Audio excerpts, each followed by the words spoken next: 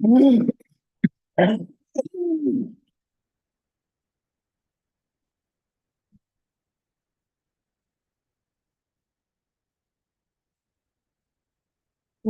सदाशिवसमारम्भाम् शङ्कराचार्यमध्यमाम् अस्मदाचार्यपर्यन्ताम् वन्दे गुरुपरम्पराम्।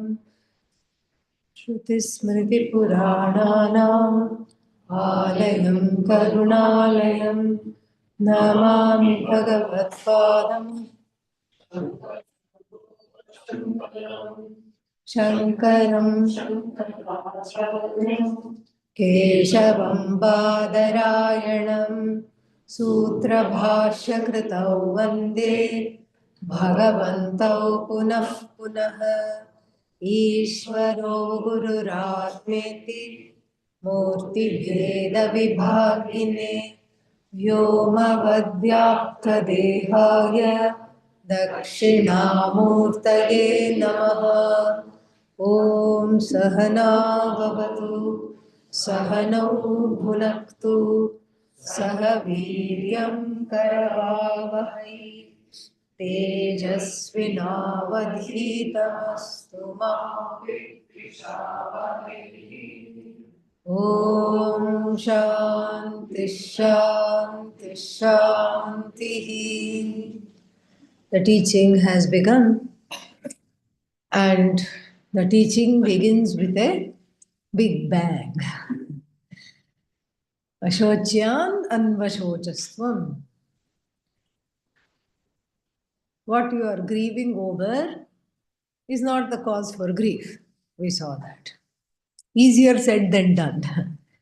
Because without analysis, this statement, Ashocyan anvashocastvam, can never be understood. First thing we have to see is that where is grief located? Is grief connected to Atma? Is the source of grief Atma, or is the source of grief Anatma? This we have to analyze. So, Atma cannot be the source of grief. Why? Atma is Satchidananda. If it is Satchidananda, it cannot be the source of grief. Yes? No? Correct. So then, where must the grief be? Ayyo. When when you don't want, the unanimous wrong answer comes. Anatma cannot be the cause of grief either. What? Yes. Because what is Anatma? Let's say, what is example of Anatma? Table. Anatma or Atma? Anatma. And then book. Anatma. Ceiling. Floor. Anatma. So you look at the ceiling and weep. You look at the floor and weep. Yeah, sometimes I look at the floor and weep. That's because you haven't cleaned the room. That's why you look at the floor and weep. No other reason to look at the floor and weep. Very interesting. We think that, okay, Atma is Satchidananda, Anatma must be the cause of sorrow. No. Anatma cannot be the cause of sorrow for two reasons. One is it is jada, inert, and second is if Anatma were the cause of sorrow, then that same object, that same item should be making you sorry when? All the time. Should be making you sad all the time. Like the floor today is making you sad. Why? Like I said, because I haven't cleaned the room. Whenever I look at the floor, tears come into my eyes because I can't stand the dust. And then what? But supposing, let's say, you are really happy, you have won the lottery. Even with a dirty floor, you will not be sad.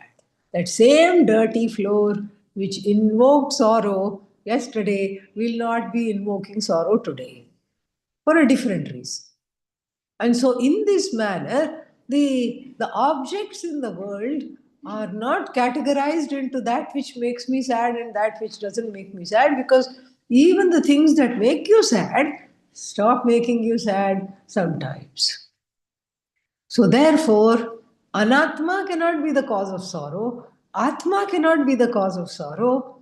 Then where is this sorrow? Huh?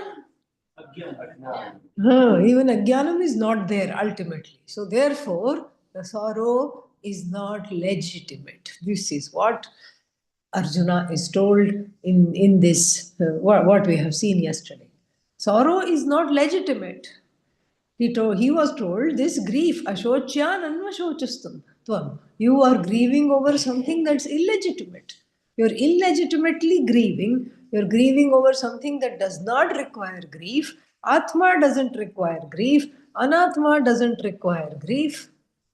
The living do not require grief. Your grief. The dead people do not require your grief. Why? Because they are not going to be helped by you crying. Even the people about to die do not require your grief.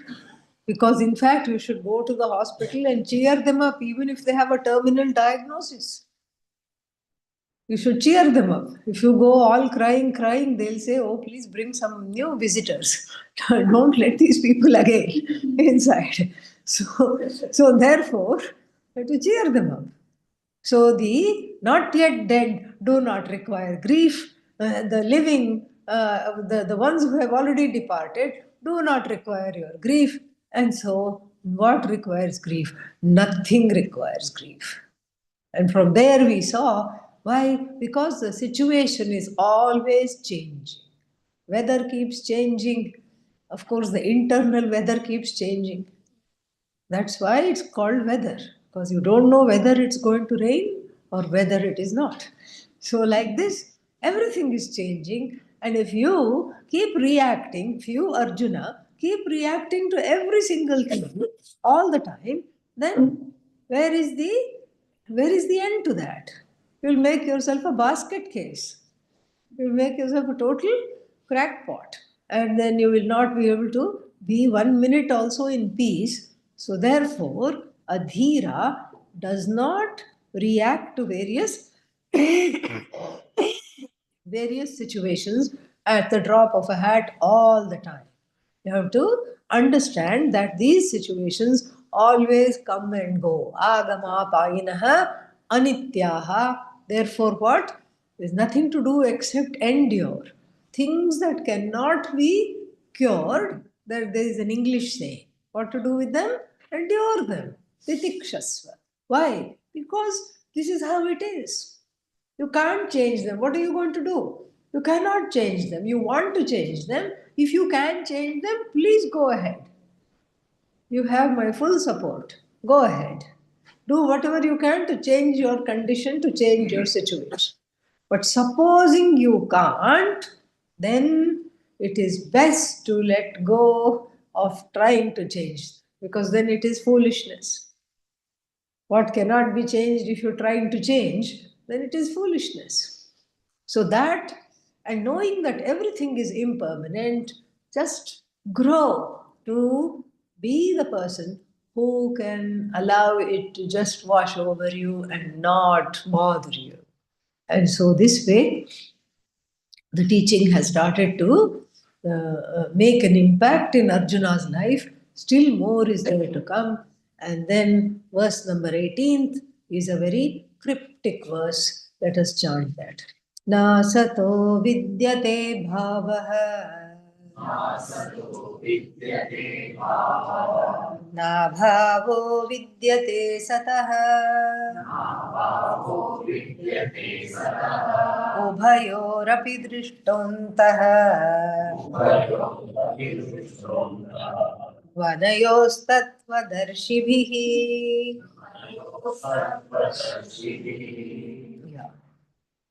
असतः भावः न विद्यते. Asat here means anatma, mithya, that which we call a dependent reality. Asataha bhavaha na vidyate. For that which is mithya, it does not have independent existence. Independent of what? You. Yes. Because If you say this is a pot, what is the pot dependent upon? Clay. What else is the pot dependent upon? Water. Okay, let's do this. Yeah, the long way. Okay, then what else is the pot dependent upon? Heat. Yes, you have to put it in the oven. What else the pot dependent upon? Space. All right. What else is the pot dependent upon? The potter. Very important. Yes. Yeah. Nimitta karanam. All right. Uh, Potter. What else is the pot dependent upon? Hmm? Somebody, maybe the electricity which is going the turning the wheel. Before they used to turn by hand, now there is electricity. All right. Pot is dependent upon electricity. Let me ask that question again. What else is the pot dependent upon? Clay. Material. Upadana karana. Very good. What else is the pot dependent upon? Huh? Knowledge of making it finished. That was the potter means potter brings with her or him the knowledge of making it. What? Ah, yeah, the person perceiving the pot, very important.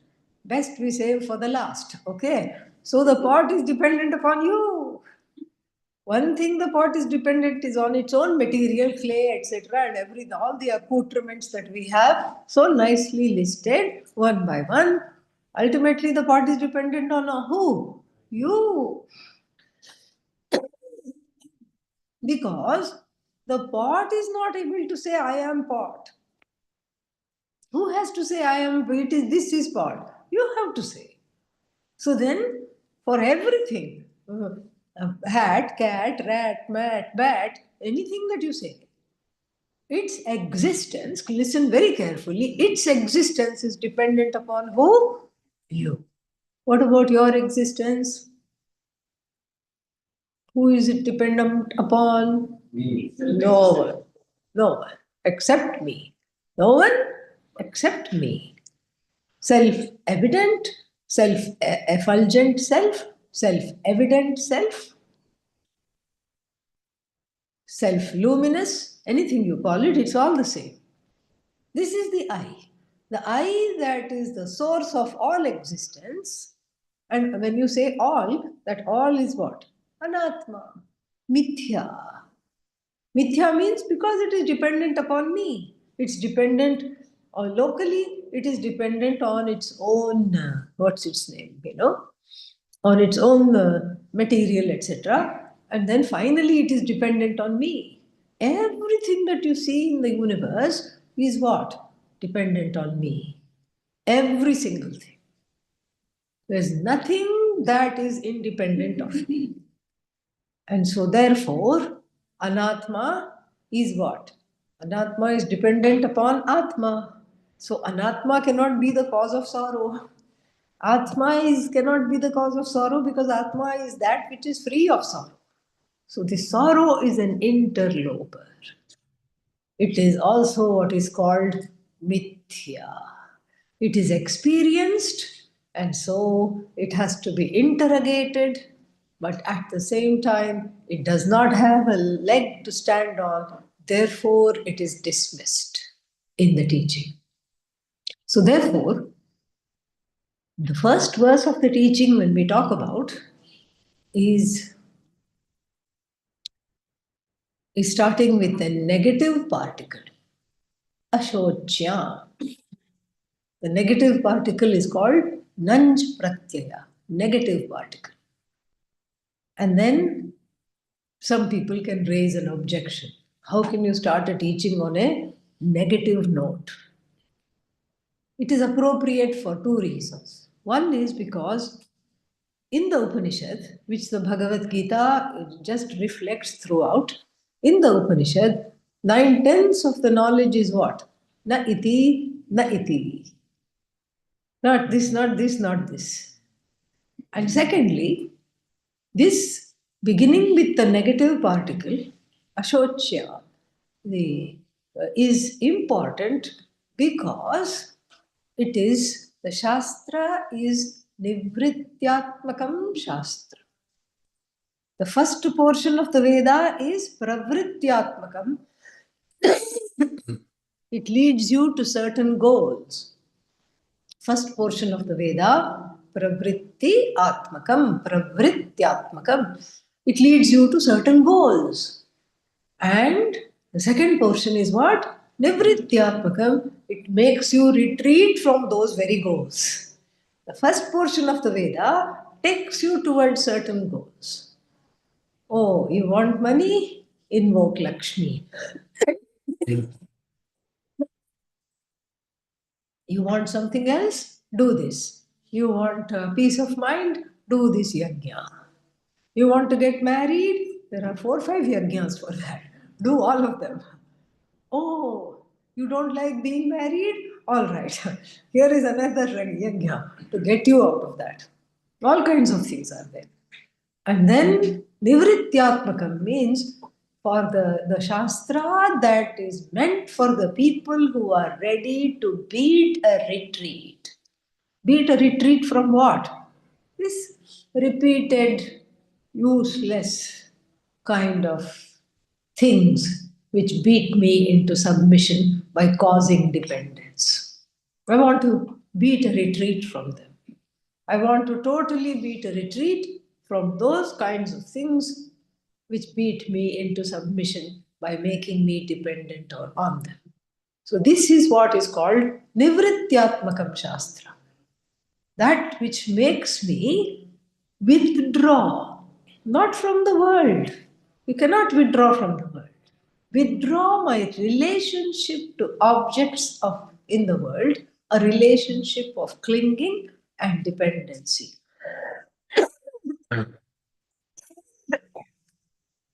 So therefore, this Nivrityatmakam Shastram here says, Na asataha bhavaha vidyate.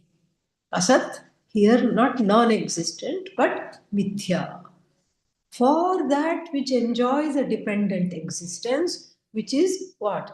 All the things in the universe enjoy a dependent existence. All of them are dependent on whatever material they are dependent on, and ultimately they are dependent on the seer. They are dependent on the seer. And the seer is independent of everything else. The content of the seer, the truth of the seer is, is independent of everything else.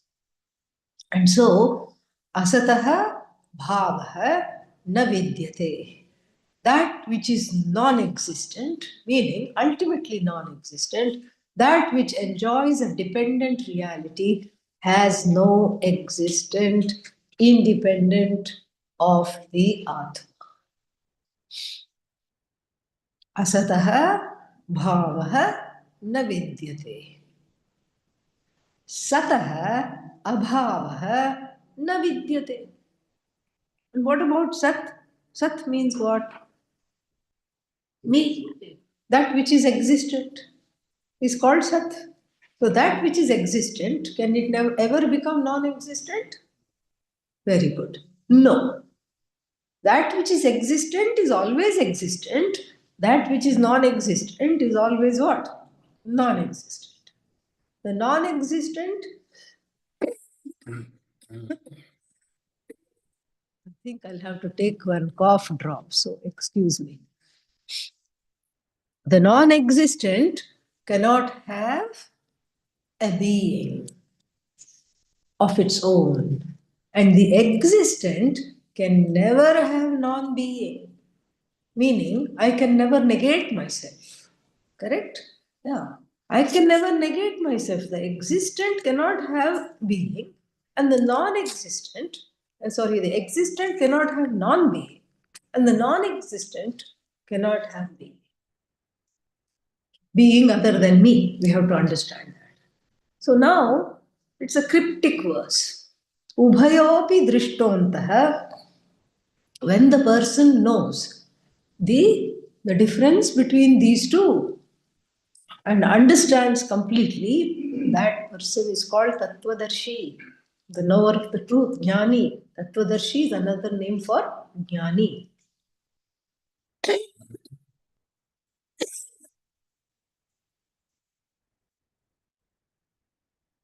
Then we have a very important distinction. What is that distinction? That if everything is dependent on me and I am independent of everything else, what is the relationship of all those things to me? One question. Second question, what is the nature of existence of all those things? We will say, and this verse has a long commentary. We are running into 3 or 4 pages. Various objections are raised, examined, and dismissed. So, what is talked about is very beautiful. It says that when everything is dependent upon me, then what is the relationship between me and those things? First question. What kind of a relationship it will be? It will be a relationship of karana and karya. Everything is karyam. Yad yad mithya tat tat karyam. Whatever is called mithya is what? It's a product. The one who says everything is product is the only one who is not a product. The only one who is not a product is who? The one who says everything is a product. If this much is understood, the next point is going to be assimilated very easily. The next point is about the ontological nature of existence itself. What is existence? What is non-existence? And when we analyze this, ultimately from the ontological standpoint, we find that there is no such thing as non-existence. How? What do you mean? Because we start with a flower, our favorite show and tell. We start with a flower and then flower exists, correct? That means what? Flower is. And then, what do you mean nothing? If flower is not non-existent, if I keep holding this, then the flower will become like this, all dried, soft and floppy. Then if I still keep holding it, the petals will wither, it will fall, and then no more flower. This is not how the Shastra looks at it. This is not how the Bhagavad Gita looks at it at all. Flower is, when I say the isness of the flower does not belong to the flower. Isness of the flower belongs to Ishvara, let us say. That's why when you write Ishvara in English, what are the first 2 letters? Is. See? So easy. Vedanta is. So the isness belongs to Ishvara. Isness belongs to the source of the universe, Ishvara. So the flower is, when I say, it has borrowed the is from the isness itself, from Satchidananda. From, you can say, Satchidananda Atma, but better to say Ishvara, because we are bringing in Karana Karya. So that means that flower is, and then wilted flower is, dropped petal is, and then what? Petals turn into compost. Compost is, another flower bush is, another flower is. Did you see what happened in this?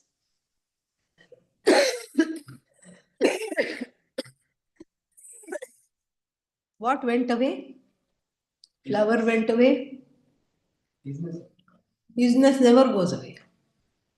Flower went away. Wilted flower went away. And then dropped flower went away. But then the is kept shifting, shifting, shifting, shifting, shifting.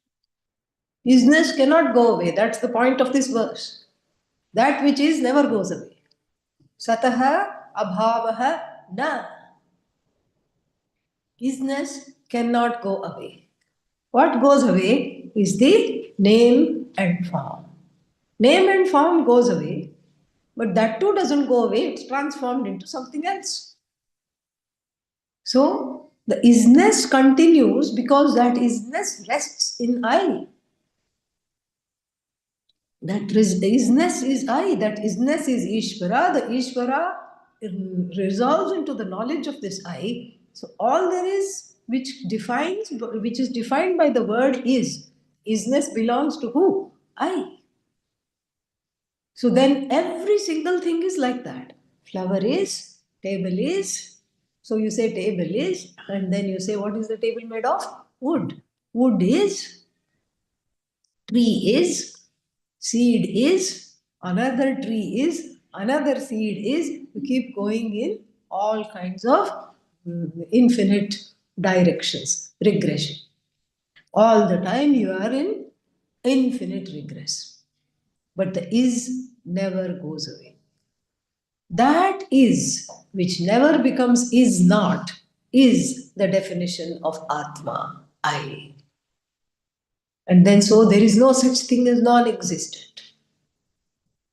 Absolutely no such thing as non existence. And even in the perception of the flower, again, when we look at this flower, the perception of the flower, there are two kinds of cognitions that take place. When I show you the flower, you have flower cognition.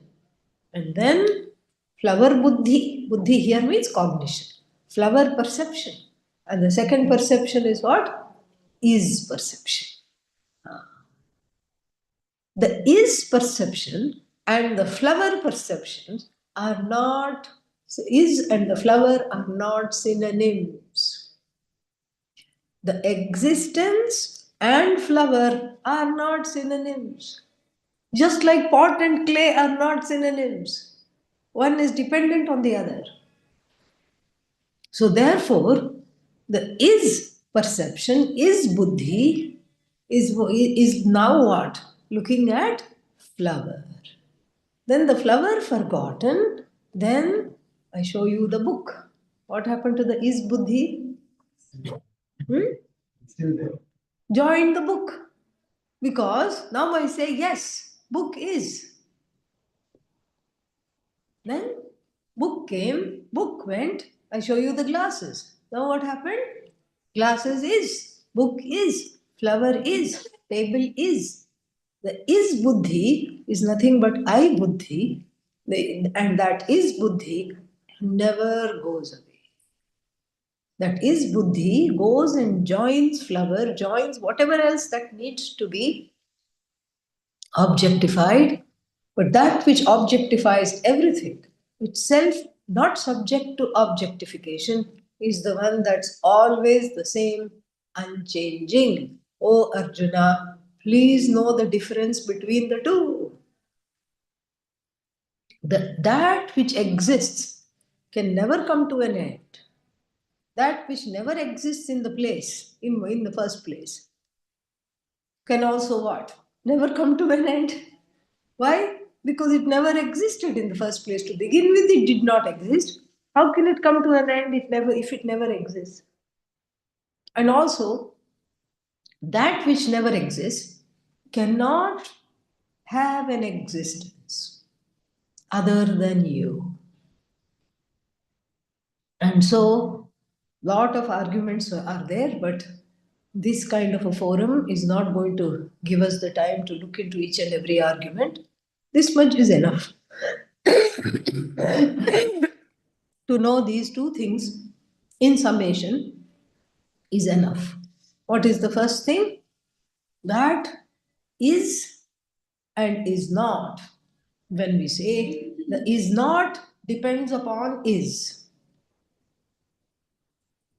So, is not means what? Mithya. That mithya enjoys a dependent existence. So, the is belongs to Sat. Sat means existence. So, is belongs to Sat. And so-called asat, the dependent reality, mithya here, is not the owner of is. And then that is the first thing to know. Second thing to know is that the is never changes form. The isness never changes form. And since the isness is not the property of any object in the universe, it just joins that object, and then when that object changes form, it joins the changed form. It just says this such and such a thing is. Wilted flower is. And even absence of flower, what do we say? Is. Is never goes away. So even though we say is qualifies the flower, actually it is what? Flower qualifies is. Is the flower, we have to say. Yeah. An existent flower. Existence does not qualify flower. Flower qualifies existence. Pot qualifies existence. This we saw in Tattva Bodha also. Bangle qualifies existence. Ring qualifies the existence of gold. Bangle qualifies the gold. Bangly gold, we should say, not golden bangle. Ringy gold, we should say. Chainy gold, we should say. But the language is also in keeping with our ajnanam. So therefore we make existence into an adjective. Everything that we call a noun is actually an adjective to existence, an incidental adjective to existence, not an intrinsic quality of existence. What is the difference between intrinsic and incidental? Like, for example, from the standpoint of pot, clay is intrinsic to the pot, yes? Clay is intrinsic to the existence of pot, meaning without clay, pot cannot exist, yes? Yes. But from the other angle, from the other standpoint, from the standpoint of pot, clay is intrinsic. But from the standpoint of clay, is pot intrinsic to clay? No. Pot is an incidental expression of clay.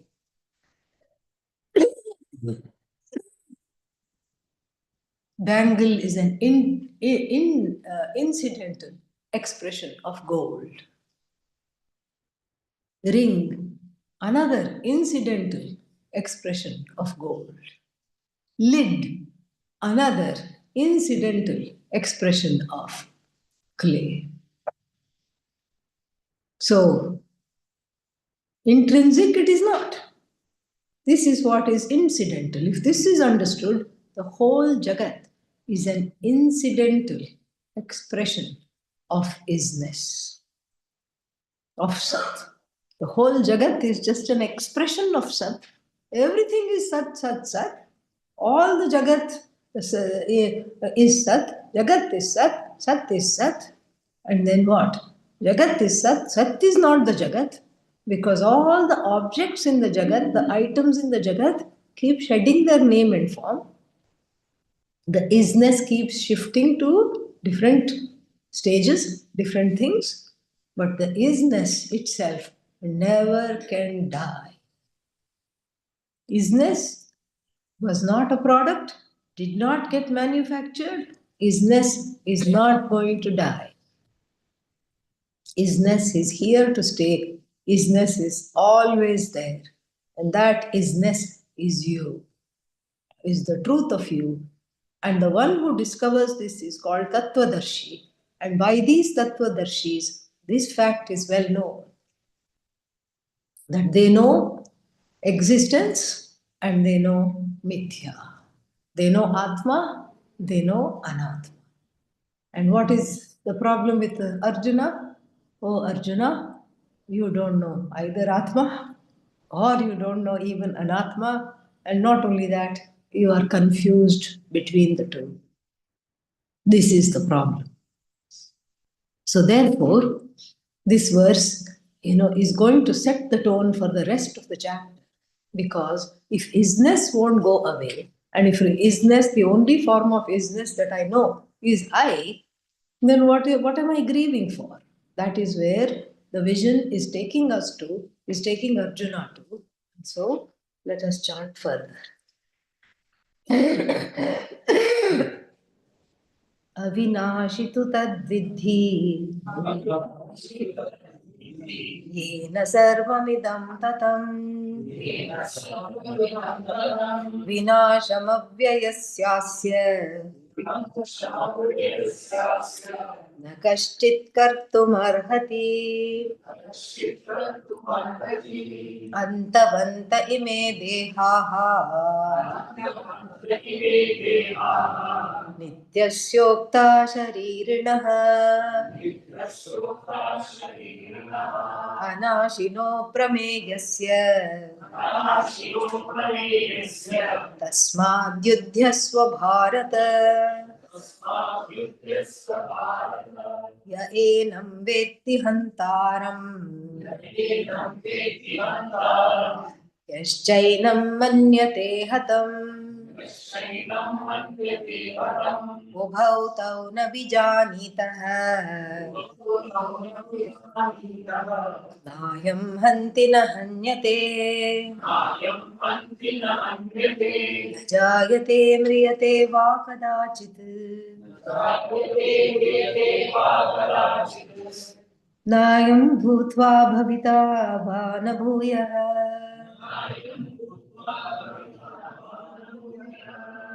अजो नित्यः शाश्वतो यं पुराणः न हन्यते हन्यमाने शरीरे वेदा विनाशिनं नित्यम् य एनमजमव्ययम् कथं स पुरुषः पार्थ कं घातयति हन्तिकम्. So therefore, Arjuna, know everything as the seers of the truth know. And so know that yena sarvam idam tatam, the cause by which this entire world has come into being, the cause by which this entire world is sustained, the cause unto which this whole world will go back, resolve. That is Avinashin. Avinashin means not subject to destruction. Whole thing is about destruction, because that is the mortal fear. Oh my God, oh my God, oh my God, I'm going to die. I gave you a what if exercise, so that what if will always, when you start looking at what if, it will say, oh my God, I will die. That will be the last what if. That's the fear. What if is a fear. It's the same motive of fear. What is this? What if? And so here, yena sarvam idam tatam. Idam jagat, yena, idam sarvam jagat, yena tatam. Tatam means by which it is pervaded. The Bhagavad Gita does not posit a God, a source of the universe, Ishvara, which created the world and then went away somewhere. No. Everywhere, this same Bhagavan is there. That is the vision. The world is non-separate from Bhagavan, and so, yena sarvam idam jagat tatam, by which this whole world is pervaded, avinashi tadvidhi. Know that to be free of destruction. Know that to be free of destruction. Vinasham avyaya. It is avyaya. Avyaya means that which cannot be changed. Indeclinable. In grammar also, as you will see, we have something called avyaya. Avyaya means certain things like tu, ha, vai, cha. They don't decline. Like Ramaha, Ramo, Ramaha. You don't say chaho, chau. You don't say chaha, chau, chaha. You don't do that. It is called nipata or avyaya. It does not decline. So, like words like swasti doesn't decline. So, like this, we have the um, the word avyaya is borrowed for the sake of grammar. It is borrowed from the language, which means navyeti, that which does not become small, that which does never expends itself. This is what is called avyaya. And so, avinashi tu tadvidhi. So, avyayasya vinashaha na. For that which is in the form of this avyaya, nobody can bring about the destruction. Na kaschit kartum arhati. No one is capable of bringing about destruction of that which is not subject to destruction. You can only destroy what? That which is subject to destruction. And what category are you? Are you the one subject to destruction? Or are you not subject to destruction? Depends on where I put the I. If I put the I squarely with the body mind sense complex, I'm subject to destruction. Oh, I think I need a doctor. Why? I think I'm bleeding to death. What happened? I have a cut. Where? Let me find it and show you. So, like this, if the I is placed in the body mind sense complex, then definitely I will be under mortal fear of death, because I will be subject to destruction, I will be subject to every passing, whatever comes, difficulty comes, I will be subject to the vagaries of the weather, I will be subject to all kinds of problems. And so, therefore, here you have to say that you have to learn through this teaching, we have to learn that the I is not to be placed in everything that is always dying. The body is dying when? As soon as it was born, it started to die. Mind also is dying. That's why every Sanskrit class, I am a blank slate. Yes. The only thing which is definitely can be said about the mind is what? Never mind. That's the only thing that can be said about the mind. So, avinashi, but that which is without destruction is I. That is where we are going here. And so, vinasham, avyayasya vinasham, na kaschit kartum arhasi. Arhati. Nobody can bring about the destruction of the indestructible. That which is not subject to destruction can never be destroyed. Arjuna must be looking very questioningly at the Lord.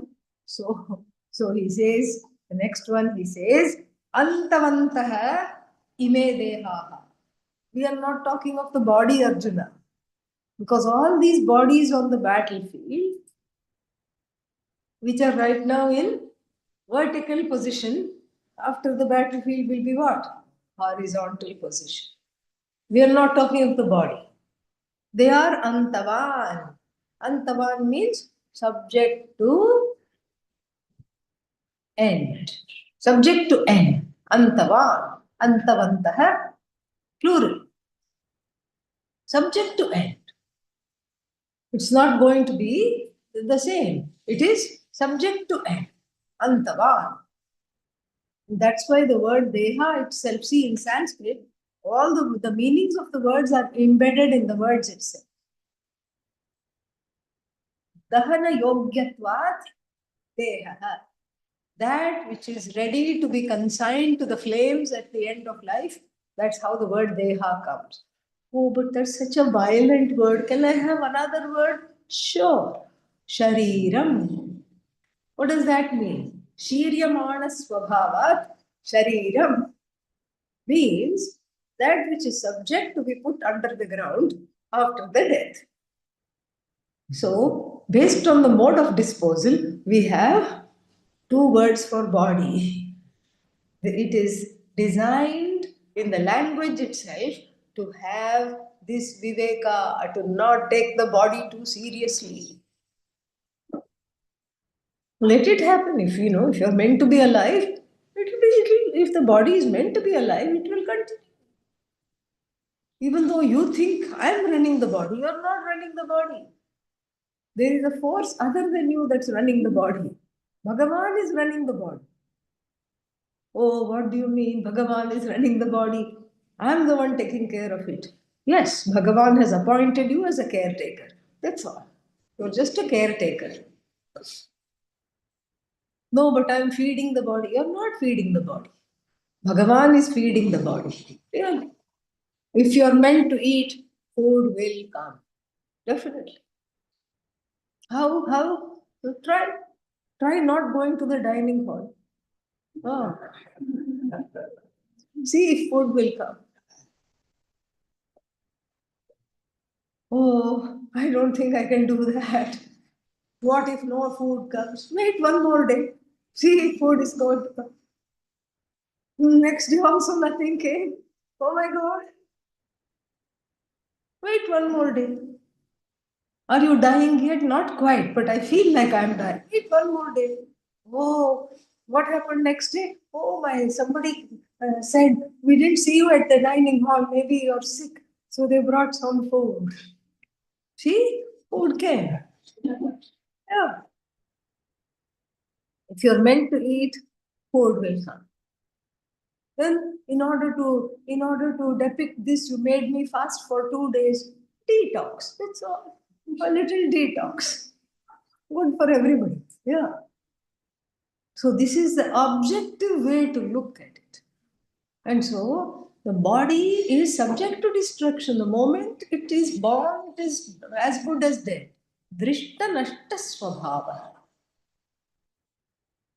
As soon as it's drishta, seen, it is what? Nashta, gone.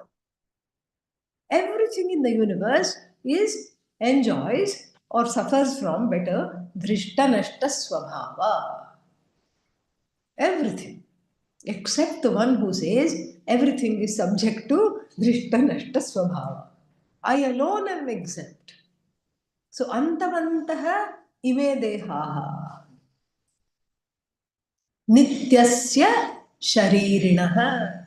Both the word deha and shariram are used here for that reason, to show the finitude of both of them, to show the limited nature of both of them, there it is used.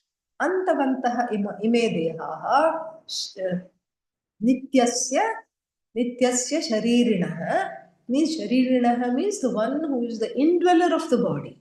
The indweller of the body is avinashi. The indweller of the body is not drishta nashta. Why? Never drishta. So can never become nashta. Is not an object. Is not an object at all. Antavanta ime dehaha.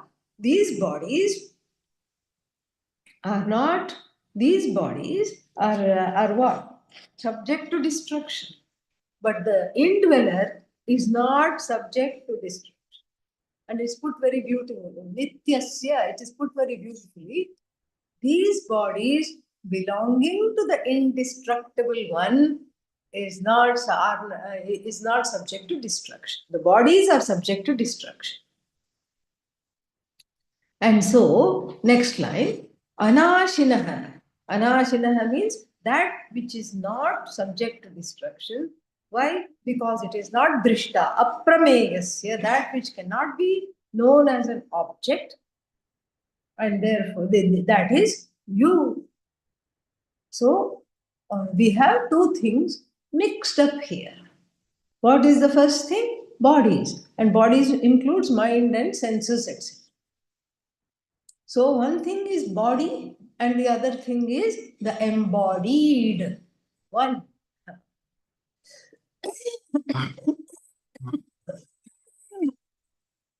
So first thing is what? Body. And then the other one is what? The one who is with the body. The embodied one is free of destruction.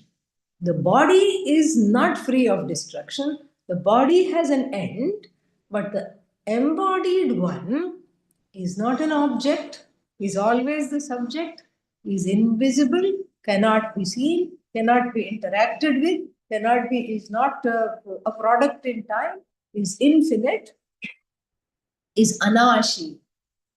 Anashinaha aprameyaha. Aprameyaha means it's not an object of knowledge. Prameya. Pramana yogya prameya. That which is an object of knowledge is called prameya. And here it is aprameya, not an object of knowledge, of means of knowledge, whose existence cannot be ratified by the sense organs, etc. And in fact, whose existence need not be ratified by the sense organs, etc. Why? Self-evident. Because it is self-evident. So, anashinasya aprameyasya vinashaha nasyat. This much if it's understood, then we can puzzle over the last words. What is that? Tasmad yudhyasva bharata. Therefore, Arjuna, get up and fight. What's the connection? I was having a good time over here.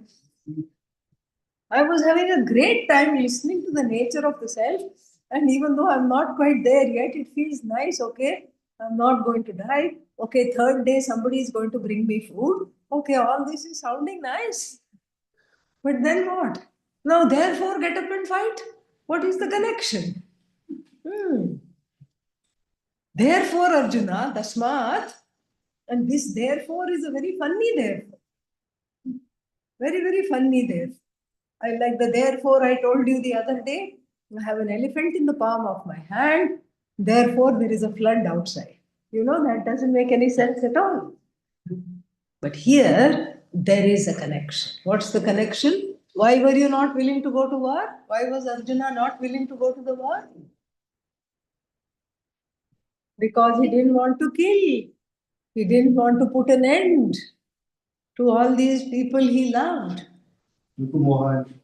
And because he didn't want to kill anybody. He didn't want to kill the other side. They were his own people. So he could not kill them. I could not bring myself to kill them, he said. I cannot bring myself to kill them. Therefore, what do? You just know you are not killing them. What are you killing? Bodies. And what kind of bodies? The bodies that are subject to destruction already. You see why there is adhikaritvam needed for this kind of a teaching? Because if we told this to a serial killer, what will happen? Antavantai me dehaha. He'll say, yeah, my thoughts exactly. Yes, all these bodies are coming to an end anyway. Let me help here. I'm just helping Bhagavan. And so I'm a Bhagavan helper. I'm just putting an end to them. That's all. So you see why dharma is so important. Why adhikaritvam is so important. Why only Arjuna could get this knowledge. Not anybody. Nobody else was as qualified as Arjuna. Otherwise, it will be the defense of every serial killer. Not guilty, Your Honor. Why? By way of the vision of the Bhagavad Gita, I am akarta, I am a non-doer. So, here, all these bodies, Arjuna, you know better. You have viveka, you have vairagya, you have come to me, you have surrendered to me, and you have told me that you really, really, really want to understand this. And understand that what I'm asking you to do, namely do your duty. Duty is very important. You can't just abandon duty and go. And unless you are a mother tortoise. Mother tortoise or mother crab. You know what do? They just lay the eggs in the sand and go away. The sun and the sand take care of fomenting and hatching the eggs. And then the tortoise, they all have to go make a dash for the ocean.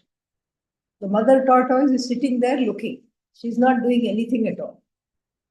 They have to make a dash. Why do they have to make a dash for the ocean? Because circling above as the eggs are hatching are all kinds of predatory birds. So unless one is a parent, like that kind of a parent in nature, you cannot let go of your duty. You have responsibilities. You have promised to take care of this. You have promised to fight the war. He's being reminded here.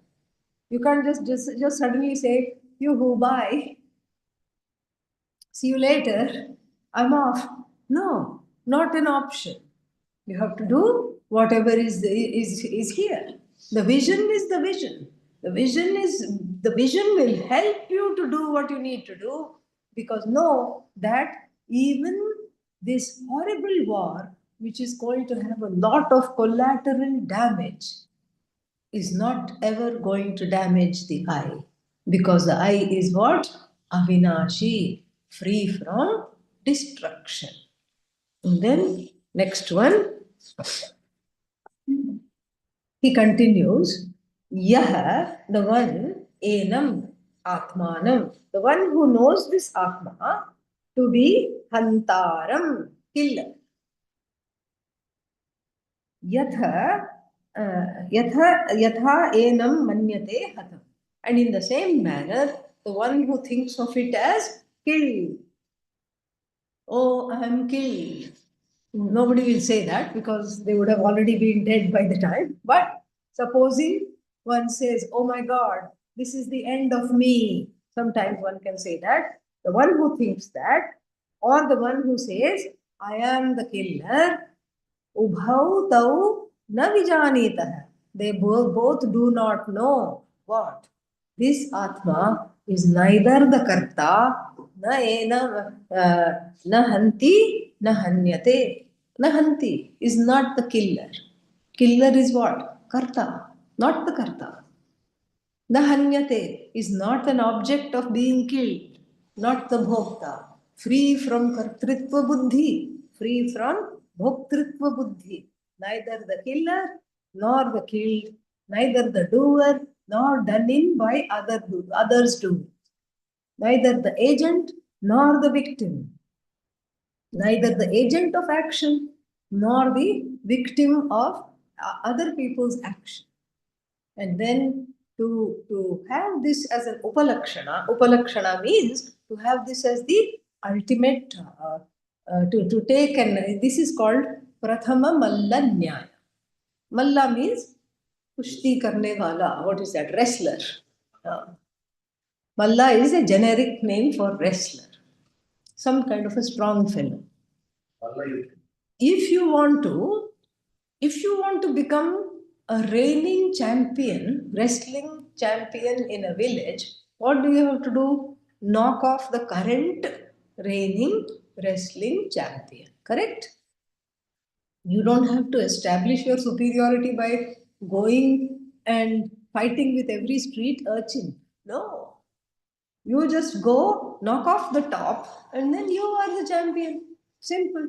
This is what is called the maxim of the reigning wrestler. Maxim of the champion wrestler. And why is that here? Because if Bhagavan Krishna had to remove kartritvam from each and every action, you are not the drinker, you are not the eater, you are not the thinker, you are not the talker, you are not the walker, then we would be here all day long.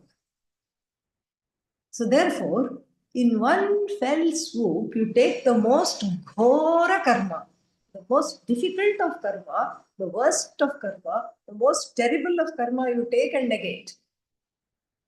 Killer is not you. Finished. All other karmas are also what? All other karmas also Atma is free of. Similarly, you negate the most worst thing that one thinks one can happen to one, which is what? death. And that also you negate. And then you say the Atma is not the recipient of any action.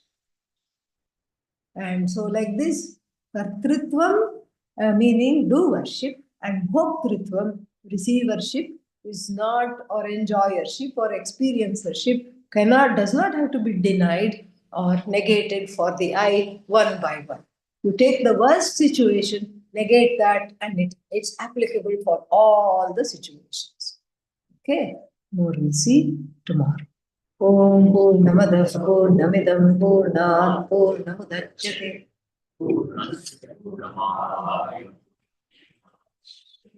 ॐ शान्तिः शान्तिः शान्तिः हरिः ॐ श्रीगुरुभ्यो नमः हरिः ॐ. Today we will have Viveka Chudamani.